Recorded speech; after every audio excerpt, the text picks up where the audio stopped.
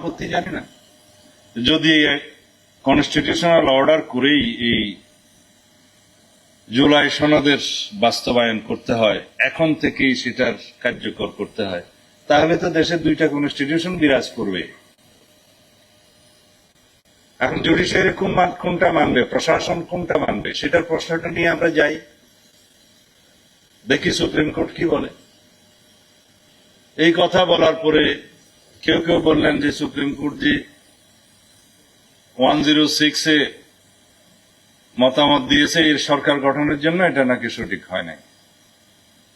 কেউ কেউ বললেন যে এটা প্রধানমন্ত্রীর মতামত ছাড়া যেতে পারে না। তা আমি বললাম যে শেখ হাসিনার মতামতটা নেওয়া হয় না, এগুলো কি আমরা দুঃখিত যে প্রধানমন্ত্রী হিসেবে শেখ হাসিনার মতামতটা নিয়ে রাষ্ট্রপতি তারপরে পাঠাতেন সিগনেচার নিয়ে সুপ্রিম কোর্টে। সরকার পুরোপুরি সাংবিধানিক না, আবার বলছে এটা পুরোপুরি বিপ্লবী সরকারও না, বলছে এটা মাঝামাঝি সরকার। আমি বললাম এটা নির্ধারণ হওয়া দরকার।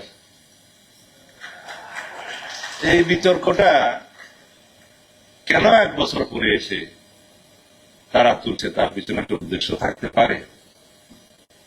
এই নৈরাজ্য সৃষ্টির মধ্য দিয়ে সাংবিধানিক শূন্যতা যদি সৃষ্টি হয়, তাহলে বেনিফিশিয়ারি কে হবে? যে কোনো অসাংবিধানিক শক্তি বেনিফিশিয়ারি হবে কথিত স্বৈরাচার। নিজেদের রাজনৈতিক স্বার্থে আমরা রাষ্ট্রকে সেই জায়গায় নিয়ে যাচ্ছি কেন? এই প্রশ্নগুলো আমি উত্থাপন করেছিলাম। আর রাষ্ট্রপতি রেফারেন্স পাঠানোর এখতিয়ার রাষ্ট্রপতির। আপিলের ডিভিশন তো কোয়েশ্চেন করেনি যে আপনি প্রধানমন্ত্রীর অনুমতি নিয়েছেন কিনা, পরামর্শ নিয়েছেন কিনা, কারণ পরিস্থিতি সেই রকম, প্রধানমন্ত্রী পালিয়ে গেছে, অবৈধ হলো তো প্রধানমন্ত্রী। খুঁজে নিয়ে এসে কি আর সেই সাজেশন নিয়ে রাষ্ট্রপতি পাঠানোর অবস্থায় ছিল না। সেই জন্যই আপিল বিভাগ সেই প্রশ্ন তুলেনি, কারণ আপিল বিভাগের সেই ক্ষমতাটা আছে।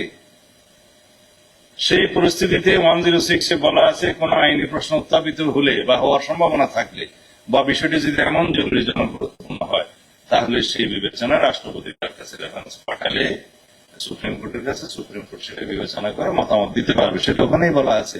সেই বিবেচনা নিয়ে doctrine of necessity and safety and security of the state and people, এই 3টা ডক্ট্রিনের ভিত্তিতে সুপ্রিম কোর্ট সবসময় এই পরিস্থিতিগুলোতে জাজমেন্ট বা মতামত দিয়ে থাকে, তাই দিয়েছে। যে প্রশ্নটা অ্যাপিলেট ডিভিশনে উত্থাপন করার কথা, সেই প্রশ্নটা আমরা ঐকমত্য কমিশনে কাউকে তুলতে দেখলাম, যেটা নিষ্পত্তিকৃত, মীমাংসিত। সেটার বিরুদ্ধে এখনো চ্যালেঞ্জ হয়ে জুডিশিয়ারির কাছে যায় নাই, গেলেও সেটার কোনো হার্ড নাই, শেষ করতে হয় নাই। এই প্রশ্নগুলো তুলে এই সংবিধানকে, এই সরকারকে সাংবিধানিক ধারাবাহিকতার সরকার কিনা, সেই প্রশ্ন যদি আজকে উত্থাপন করা হয়, তাহলে তাদের মতলব আলাদা। সুতরাং